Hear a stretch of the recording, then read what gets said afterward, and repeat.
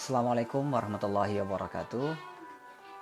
Pagi ini terinspirasi dari liburan di rumah, berdiam diri di rumah.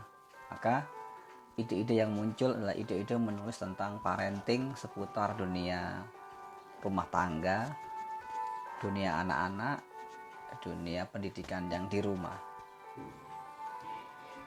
Dari beberapa tulisan-tulisan jurnal parenting yang sudah saya publish berupa draft di Facebook kemarin, sudah ada sekitar 12 draft untuk jurnal parentingnya. Nanti akan kita kembangkan.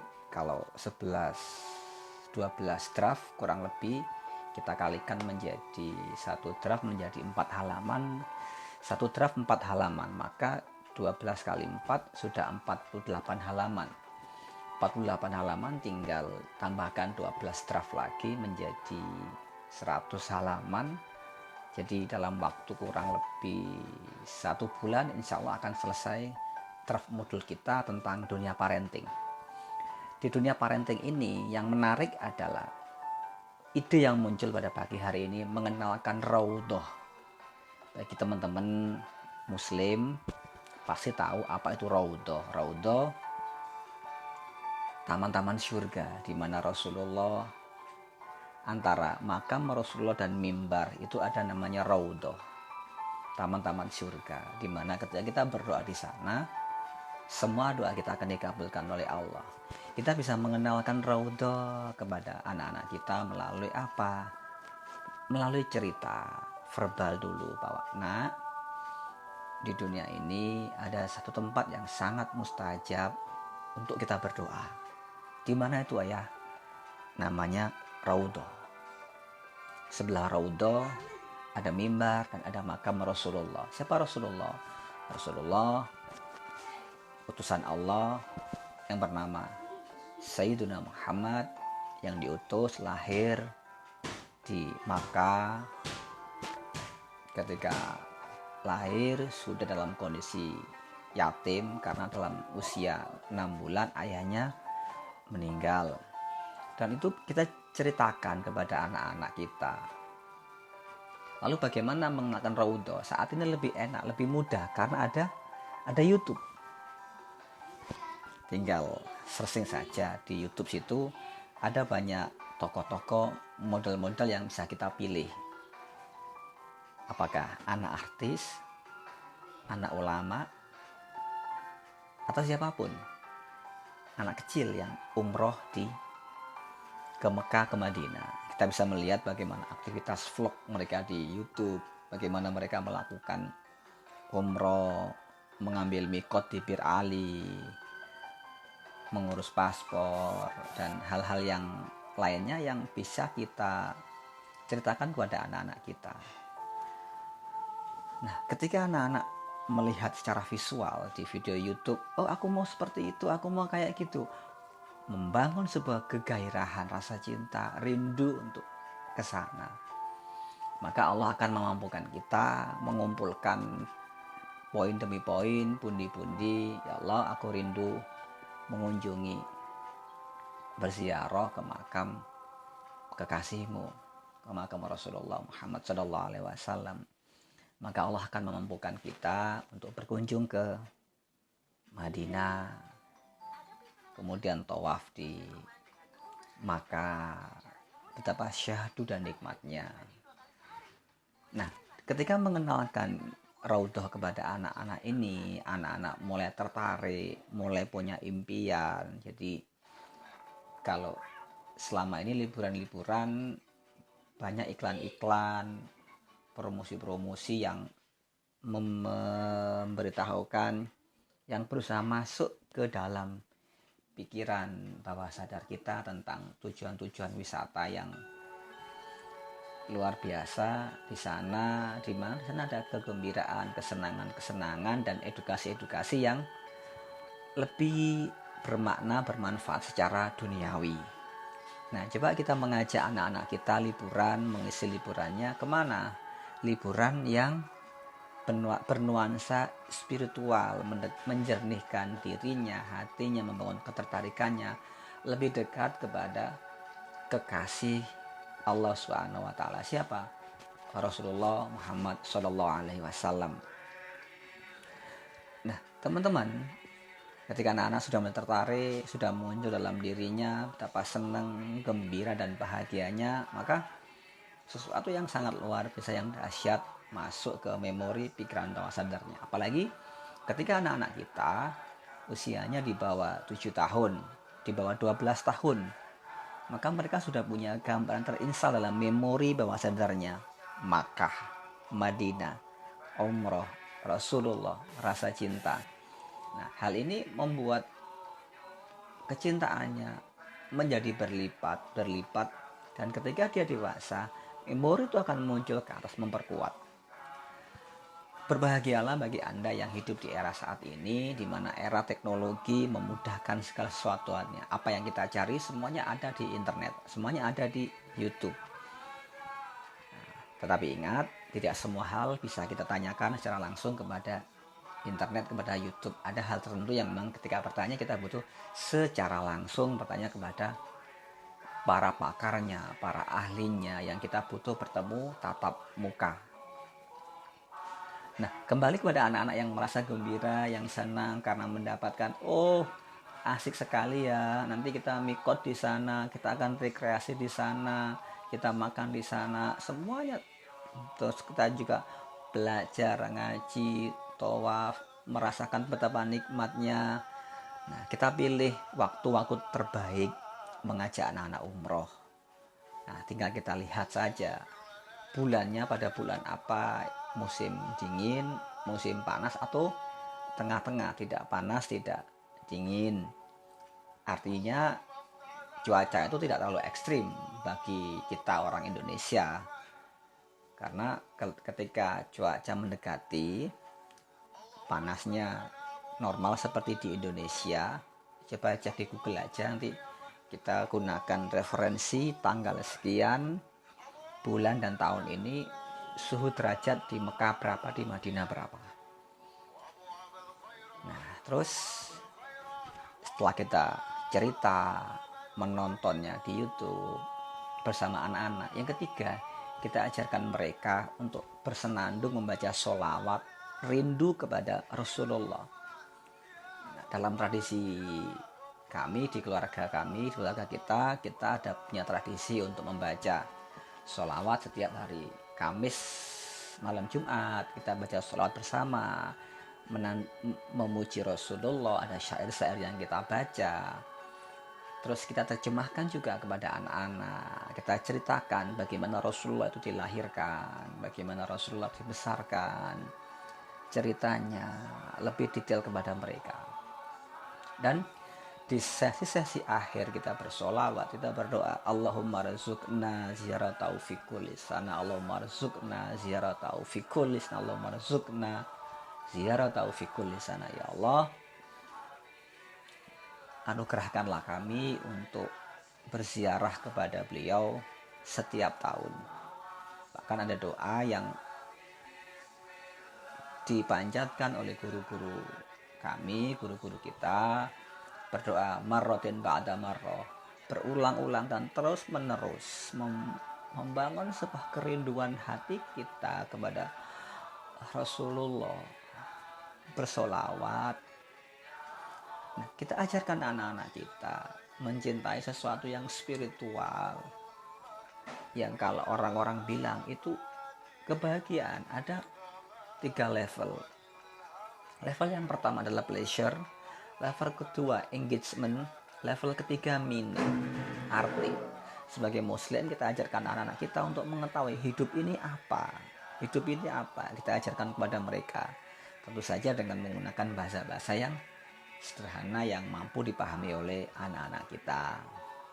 Jangan sampai mengajarkan yang kalau teman-teman bilang ini belum waktunya diajarkan ke anak-anak, ya memang belum, karena itu kita perlu memilih sesuatu yang wajar yang kita ajarkan kepada anak-anak kita. Ajarkan sholawat, mencintai Rasulullah, membacakan kisahnya, melihat potret kejadian, terus memutar YouTube terkait dengan Mekah, Madinah, dan menceritakan juga siapa Rasulullah memiliki sahabat-sahabatnya, punya sahabat. Siapakah sahabat-sahabat Rasulullah? Itu kita ceritakan kepada anak-anak kita. Nah, bagi Anda sebagai orang tua, mulailah membangun skill kemampuan untuk bercerita kepada anak-anak. Anda boleh-boleh saja membaca kisah-kisah dongeng, cerita Negeri 1001 Malam, Pinocchio dan Putri Salju, whatever lah, apapun cerita itu sangat memang dibutuhkan anak-anak untuk bisa berimajinasi. Nah, tinggal kita pilih bobot cerita kita kepada anak-anak itu bobotnya seberapa banyak, apakah bobot dongeng, bobot yang bernilai duniawi, atau bobot lain yang menurut kita secara spiritual, di mana di logika level spiritual memiliki level tertinggi. Nah, maka di sini kita mengajak anak-anak kita kembali kepada mengenalkan raudhah Rasulullah, bagaimana cintanya Rasulullah dan bagaimana kisah Rasulullah mengirimkan salam kepada kita yang ada di Indonesia. Sampaikan pesanku, aku mencintai orang-orang Islam yang ada di Indonesia. Kita ceritakan kepada anak-anak kita agar mereka mencintai Rasulullah, mencintai para sahabat-sahabatnya.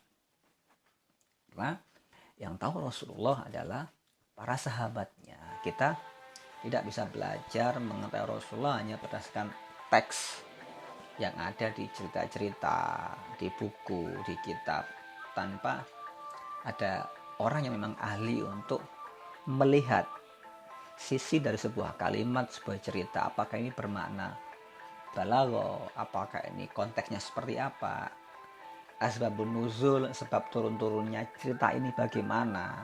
Jadi kita tidak serta-merta membaca, melihat, bahkan menerima broadcast langsung kita share, kita sebar ke orang lain. Nah, ini kita mendidik anak-anak kita. Jadi rumah kita, keluarga kita adalah sekolah pertama kita. Apalagi sekarang di era di mana semua harus dimulai dari rumah, maka kemampuan seorang ayah, seorang ibu mengasuh anak-anaknya sangat diperlukan di sini. Oke, teman-teman, kembali kepada mengenalkan raudhah kepada anak-anak kita. Kita tinggal melihat saja ketika kita mau mengajak anak-anak untuk berangkat umroh, sholat di raudhah, berpikir di sana, maka kita tinggal menghitung berapa sih biaya umroh satu orang, kita, istri, anak-anak, keluarga. Ya kalau kita kalkulasi, sebutlah angkanya 250 juta.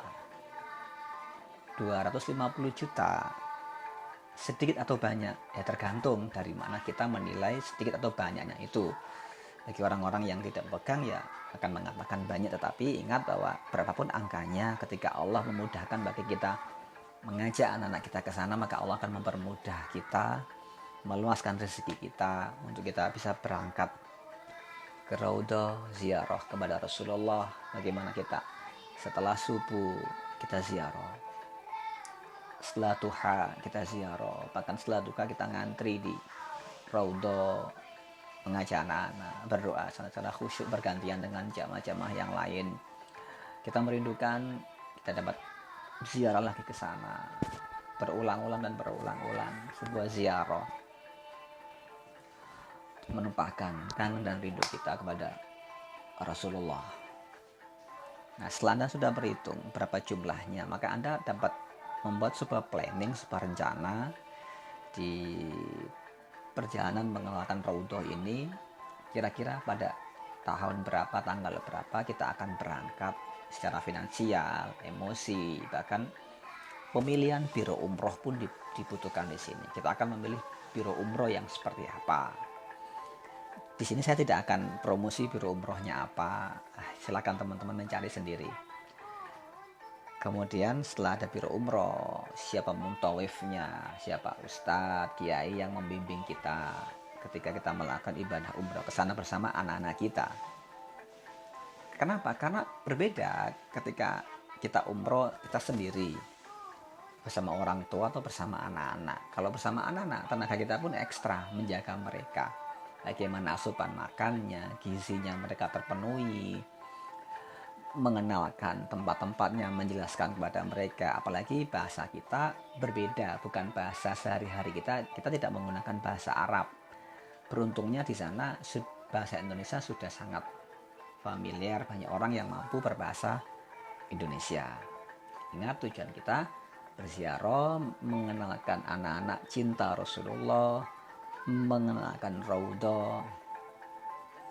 Kita berjalan dari tempat menginap kita dari hotel, lepaskan alas kaki, tidak memakai alas kaki, karena di sana ada baginda Rasulullah yang sangat mulia. Kenapa kita memakai sandal?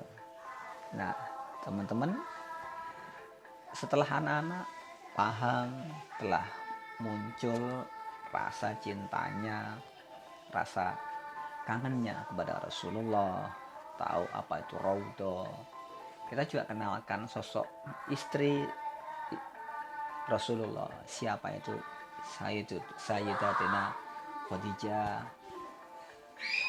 wanita mulia pebisnis yang mendampingi Rasulullah. Itu kita jelaskan di mana makamnya Siti Khadijah, kenapa Sayyidatina Khadijah makamnya terpisah dengan Rasulullah. Yuk kita belajar lagi tentang sirah, tentang hal yang lainnya. Mungkin itu teman-teman yang dapat saya sampaikan terkait mengenalkan Raudhah kepada anak-anak kita.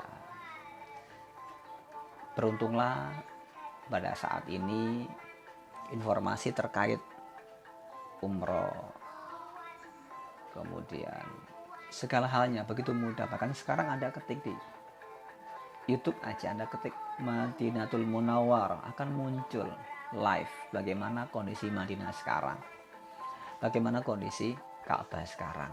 Tuhan bisa melihat kenapa kita selalu menghadap Ka'bah, kenapa Rasulullah ada di Makkah, hijrah ke Madinah. Itu kita jelaskan semuanya kepada anak-anak kita. Alfa, sini Alfa. Tadi Alfa sudah sama Umi tadi. Jadi sudah melihat bagaimana proses umroh. Umroh kemana, Dik? Madinah. Ke Madinah. Masya Allah. Ke Madinah mengunjungi ziarah ke makamnya siapa, Dik? Nabi Muhammad. Nabi Muhammad. Masya Allah. Adik kapan mau kesana kapan, Dik? Tahu. Nggak tahu. Adik pingin kesana? Suka? Kangen? Insya Allah ya. Nah, jadi kita membangun rasa rindu, rasa cinta, rasa kangen. Bagaimana anak-anak kita mencintai, mengenalkan namanya kota Madinah.